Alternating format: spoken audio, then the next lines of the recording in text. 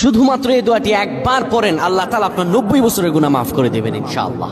আপনার 90 বছরের গুনাহ মাফ হয়ে যাবে যদি মাত্র এই দোয়াটি যদি একবার পড়তে পারেন। আপনার ভাগ্য খুলে যাবে, রিজিকে বরকত আসবে, মনের ন্যাক আশা পূরণ হবে, আল্লাহ আপনার সব দোয়া কবুল করে দিবেন। সুবহানাল্লাহি ওয়া বিহামদি। এত ফজিলত, এই দোয়াটা আপনারা শেয়ার করে দিবেন। এই যুবকেরা, আমল না করেও সওয়াব পাবা। তোমার একটি শেয়ারে, একটা বাটনে প্রেস করে তুমি সওয়াব পেয়ে যাবা। কারণ তুমি আমল না করো, অন্য কেউ যদি তোমার শেয়ারের বদৌলতে আমল করে সওয়াব তুমি পেয়ে যাবা। নবীজির হাদিস।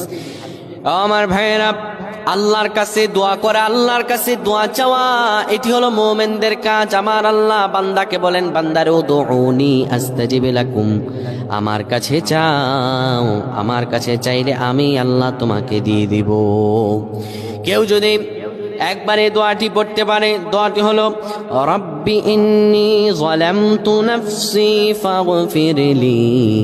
কেউ যদি এই দোয়াটা একবার পড়তে পারে, আমার আল্লাহ তাআলা তার